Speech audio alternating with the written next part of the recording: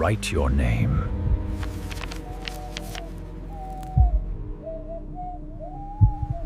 They thought Hollow Creek was peaceful. A quiet cabin in the woods. No neighbors, no noise, just nature. But in the guest book, someone had already written their names and the date of their deaths. It was the last week of October when Emily and her boyfriend Nathan decided to escape the city. The air was cold, dry, and still. Halloween decorations hung in shop windows, and the roads out of town were lined with orange leaves and mist. They had rented a small cabin through an old listing Nathan found online. Perfect for a Halloween getaway, the ad said. No Wi-Fi, no neighbors, no cell signal, just the sound of the wind through pine trees. They arrived late in the afternoon. The sky was turning gold, and the dirt path leading to Hollow Creek crunched beneath their tires. The cabin appeared out of the trees. Small, wooden, aged. The porch light flickered dimly. Nathan grinned. Looked spooky enough. Emily gave a nervous laugh. Yeah, perfect for Halloween. They unpacked, lit a fire, and made coffee in the tiny kitchen. The place smelled faintly of dust and pine. Everything inside looked old. Mismatched furniture, a faded rug, and on the counter near the window, a thick leather-bound guest book. Emily flipped it open. The pages were yellowed with age, each entry neatly written in pen. Peaceful weekend, great fishing, June 1997. Love the quiet, will definitely return, August 2005. And then she turned to the last few pages. The handwriting changed, shaky, messy, almost frantic. Do not stay past midnight. It watches through the trees. We heard our names, Emily frowned. Nathan, look at this. He took the book laughing. Probably just a Halloween prank from some teenagers. But Emily wasn't sure. The words seemed too real. There were small drops of something brownish near the edge of the page, as if something had been spilled long ago. They shrugged it off. Night fell quickly in the woods. By 8 o'clock, fog had crept in so thick they couldn't see the trees beyond the porch. The sound of running water came faintly from the creek nearby. Inside, the fire crackled. They ate dinner, talked about old memories, and eventually curled up on the couch with a blanket. The guest book lay forgotten on the table. At 11:37 p.m., the sound came. Soft, slow. 3 knocks on the cabin door. Nathan turned his head. Did you hear that? Emily sat up. Yeah, maybe an animal. Knock, knock, knock. This time it was louder, heavy, measured. Nathan grabbed the flashlight and opened the door. But there was no one there. Just fog. The porch was covered in frost now, and on the wooden railing were small, wet footprints, like a child's, barefoot. Emily's voice trembled. There aren't any kids for miles. Nathan scanned the trees with his light. Nothing moved, just the fog, swirling thick like smoke. They locked the door and shut the curtains. Neither could sleep. At 12:02 a.m., Emily whispered, "Listen." Somewhere outside, faint like a whisper, came the sound of their names. Emily? Then softly, Nathan. Nathan's heart pounded. "Who's out there?" He shouted through the door, but only the echo came back. The echo that didn't sound quite right. It repeated his words. Not perfectly, but close. The fire began to die. The shadows on the walls stretched longer, darker. Then Emily saw it. On the table, where the guest book had been left open, a new entry had appeared. Fresh ink. The handwriting was perfect, neat, as if written just seconds ago. She leaned closer. It read, Emily and Nathan, October 31st, stayed one night. But the date wasn't tomorrow's. It was today's. She gasped. "Nathan, look." He read it, frozen. "We didn't write this." Suddenly, something tapped the window. Lightly, then harder. A dark shape pressed against the glass, its outline human, but not quite. The face was pale, smooth, with no eyes, just empty hollows. Emily screamed. Nathan yanked the curtains shut. The knocking started again, from all sides. Doors, windows, walls. It sounded like dozens of hands, desperate, angry. Then sight on this. Silence. The fire went out completely. The cabin fell into total darkness. Nathan reached for his phone, but the screen flickered white. Then died. A voice whispered inches from his ear. "You should have left when the others did." He spun around, shining the flashlight. But it only reflected back onto the guest book. It was open again. The last line now read, "Do not blow out the light," but it was already too late. The next morning, a ranger found the cabin door open, the fireplace cold, 2 cups still half full, but no one inside, only the guest book on the table, open to a new page, the ink still wet. They came, they stayed, they joined the others. And beneath it, 2 sets of fingerprints in dried mud. They said Crow's Peak was cursed, a mountain where the wind never stops and the crows never sleep. But when 4 friends rented the only cabin on the ridge for Halloween weekend, they found out the truth behind the legend and wished they hadn't. The drive up Crow's Peak was longer than any of them expected. It was already late afternoon when the road turned from gravel to mud, and the trees began to close in around the car. The forest looked darker here, thicker, quieter. Not even the wind seemed to reach it.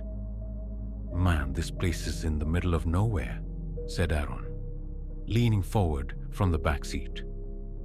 "Exactly why I picked it," replied Jake, who was driving. "No neighbors, no phone signal, no noise. Just a cabin and a view. Perfect Halloween trip." Lena rolled her eyes. "You say that like you want something creepy to happen." Jake smirked. "Maybe I do." Maya, the quiet one, was staring out the window. The trees looked skeletal in the fading light, branches like black veins against a gray sky. "I just want to make it there before dark," she whispered. They reached the cabin as the sun dropped behind the ridge. It was small but sturdy, built of dark logs with a stone chimney and an old metal sign that creaked in the wind. Crow's Peak Lodge, Est 1928. Jake jumped out first, stretching. "This is perfect," but the others hesitated. The air here was colder. Unnaturally so. And the sound of crows echoed faintly in the distance. Inside, the cabin smelled of cedar and dust. There were 4 rooms, a small kitchen, a living area with a fireplace, and 2 bedrooms. Old photos hung on the walls, black and white shots of hunters posing with their rifles. On the mantel above the fireplace was a faded note in a cracked wooden frame. Lena read it aloud. "Welcome to Crow's Peak. Please do not stay outside after dark. Keep all windows shut, and if you hear wings on the roof, do not look up." Jake laughed. "Oh, come on, that's just local folklore. This place is loaded with that kind of thing." Aaron shrugged.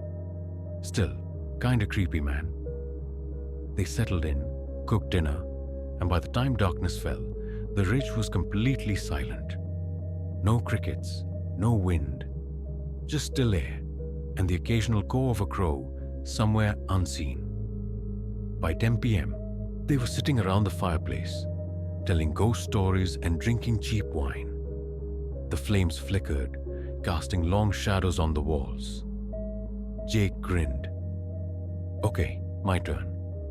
Have you guys heard the story about the Watcher of Crow's Peak?" Lena sighed. Ever go? No, seriously, Jake continued. My uncle told me about it. Back in the 1940s, people came up here to hunt. They said there was this hermit who lived in the woods. Tall guy, always wore a coat made of black feathers. They called him the Watcher. Every Halloween, he'd leave something behind at the cabins. A feather, a claw, sometimes a handprint. Aaron chuckled nervously. Yeah, right, Maya frowned. That's not funny. But just then, there was a sound above them. Tap, tap, tap. All four froze. Jake looked up toward the ceiling. Wind, probably? Lena whispered, There is no wind. The tapping grew louder, moving from one end of the roof to the other, like footsteps. Slow, heavy. Aaron stood up, heart pounding. Tell me that's a raccoon. Then, silence. They all stared at each other. No one spoke. The fire crackled weakly and a single log rolled over in the ashes. Jake forced a laugh. All right, everyone calm down. It's an old cabin. It makes noises. But as he spoke, something hit the window. Hard. They all jumped. Maya screamed. Jake grabbed a flashlight and went to the window, brushing aside the curtain. The beam cut through the glass, catching something stuck there. A long black feather. They didn't sleep that night. Every few minutes, they'd hear movement outside. The crunch of leaves, the sound of wings beating overhead. At one point, Aaron swore he saw a shape moving near the tree line. Tall, hunched, watching. By dawn, the forest was completely still again. Let's just go, said Maya, her voice shaking. I don't care if we lose the deposit. Jake refused. No way, we're not leaving over a bird. Tonight we'll prove it's nothing. That afternoon, they hiked down to the creek to distract themselves. The air was colder than ever, and every crow they passed turned its head to watch them. There were dozens perched on the trees above, silent, just staring. Lena tried to take a picture, but her phone shut off. Aaron looked uneasy. Man, I don't like this. It feels like they're waiting. By sunset, fog had crept up from the valley. They lit candles and played music to keep the tension away. But the air in the cabin felt heavy, charged. Maya sat near the window, her hands trembling. I can hear them, she whispered. The wings. They're getting closer. Jake looked at his watch. 11:58 p.m. He forced a laugh. Well, happy Halloween, everyone. Tap, tap. The sound came again, from directly above. Then something began sliding down the chimney. Slow, scraping, soot fell into the fire. Lena screamed, backing away. Aaron grabbed the poker from beside the fireplace. A hand, pale, thin, feathered at the wrist, reached out of the dark flue. Its fingers gripped the stone edge before vanishing again. Jake shouted, "Get outside!" They burst through the door into the fog. The forest was alive with sound. Hundreds of crows shrieking from the trees, their wings black against the moonlight. Then through the mist, they saw it. Tall, human-shaped, its body cloaked in feathers, its face covered by a mask of bone and crow beaks. The air reeked of rot. The Watcher. It raised its hand, and all the crows went silent. Maya fell to her knees, sobbing. Aaron pulled her up and ran for the car. Jake and Lena followed, but as Jake turned the key, the headlights flickered, then died. Outside, the Watcher moved closer, one slow step at a time. The crows began to circle the car, their beady eyes glowing faintly red in the dark. The creature's voice came, low, rasping, like the wind through dead leaves. The mountain keeps what it sees. Glass shattered, feathers filled the air. The next morning, the ranger found the car still there. Doors open, frost covering everything inside. No sign of the four friends, only the trail of feathers leading back toward the cabin. Inside, the fireplace was still warm. On the mantel, the old note had been rewritten. "Welcome to Crow's Peak. Do not stay after dark. The Watcher has seen you." And below it, 4 new black feathers laid neatly in a row. They said when the fog rolls through Black Hollow and you see a lantern glowing between the trees, don't follow it, because the lantern man doesn't lead you home. He leads you to where the light ends and something else begins. The fog came earlier than usual that Halloween, thick, milky white, crawling up from the valley floor like smoke from a fire that wouldn't die. Ethan watched it from the porch of the old cabin, his coffee steaming in the cold air. The trees were fading fast into the mist, their outlines bending and dissolving like ghosts. "Looks like the hollow's waking up," said Sam, stepping out with a flashlight. "Perfect weather for a horror movie," joked Leah, zipping up her jacket. Ethan smiled faintly. "Except this isn't a movie."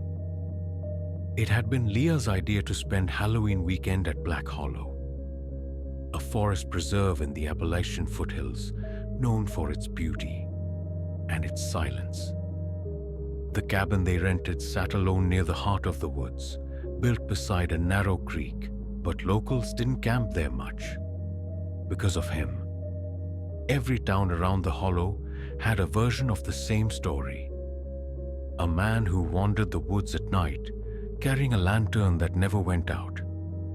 Some said he was a lost trapper from the 1800s, doomed to search for the way home. Others said he lured travelers away from safety, leading them to drown in the marshes or vanish in the trees. No one agreed on who he was, but everyone agreed on one thing: when you see the lantern, don't follow. By dusk, the fog had swallowed everything. Their phones lost signal hours ago, and the world outside the cabin's windows had turned white and formless. They played cards by lantern light, trying to ignore the silence pressing against the walls. The old wood creaked with the cold. Leah laughed nervously. "You know what would make this night perfect?" "What?" said Sam. "A ghost story about this place." Ethan set his cards down. "I already know one." The room went still. He leaned forward. Back in 1978, a ranger named Dalton used to work these woods. He lived in the same cabin, alone. One Halloween night, he went out to check the trails. Never came back. Search teams found his lantern hanging on a tree branch 2 miles from here, still burning. Sam smirked. "You're making that up." "No," Ethan said flatly. "I read the report in the local archive. It's real." Leah shivered. "And they never found him?" Ethan shook his head. "They said sometimes people still see the lantern moving through the fog. Always at night, always silent. At midnight, they were woken by a sound. 3 slow knocks on the door. Knock, knock, knock." Leah sat up, heart pounding. "Did you hear that?" Ethan grabbed a flashlight and crept toward the door. Sam followed, half asleep. There was no movement outside, just white fog pressing against the glass. Then they saw it. A faint glow in the distance. Pale yellow, swaying between the trees. "Someone's out there," Sam whispered. "Maybe a hiker." Ethan frowned. At 1 a.m.? The light moved closer. It wasn't like a flashlight. It flickered like a flame. And with every sway, it seemed to call them, like it wanted them to come closer. Leah's voice trembled. "Don't open that door." But Sam already had. Cold air rushed in. The fog rolled through the doorway like breath. The light was only 50 feet away now, floating just above the ground. No footsteps, no sound. "Hello?" Sam called. The light paused, then moved again, slow, deliberate. Ethan grabbed Sam's arm. "Get inside, now." They slammed the door and locked it. The glow faded into the fog. No one slept after that. By morning, the fog hadn't lifted. It was thicker and colder. Their breath came out in white clouds, even inside the cabin. Leah stared out the window. "I can't even see the creek anymore." Ethan said quietly, "Let's back up. We'll follow the dirt road back to town." They loaded the car, but as soon as Ethan turned the key, nothing. The engine didn't even click. "Battery's dead," he muttered. Sam laughed nervously. "It's like a bad movie." They decided to hike out instead. The trail began behind the cabin and wound downhill toward the road. After 20 minutes, Ethan stopped. "This isn't right. The trail should bend west." They checked their compass. The needle spun in circles. Leah's voice broke. "We're going in circles. We've passed that stump 3 times." And then, the light appeared again, ahead of them through the fog. That same yellow glow, swaying gently. Sam whispered, "Maybe it's a ranger. Maybe it's the way out." Ethan shook his head violently. "No, don't follow it." But Leah was already moving. "We can't stay lost out here forever." She ran ahead, calling out, "Hey, over here." The light drifted deeper into the fog, just out of reach. "Leah, stop!" Ethan shouted. Her voice echoed once, then nothing. Just silence. They searched for hours. No sign of her. The only thing they found was a scarf caught in a low branch, damp with fog, and something that looked like ash. By dusk, Ethan and Sam made it back to the cabin, exhausted and terrified. The fog had darkened into something else. Thicker, heavier, almost alive. The light returned that night. This time, it came right to the window. Ethan froze. Through the misted glass, he could see it clearly. A lantern held by a figure in a long coat. The face was hidden in shadow, but the outline was human, or close to it. The figure tilted its head slowly, as if studying them. Then it lifted the lantern, and the light went out. Everything turned black. Sam whispered, "It's gone." Then something whispered back, not from outside, from behind them. They found Sam's body the next morning. He was lying near the creek, his face pale, his eyes open.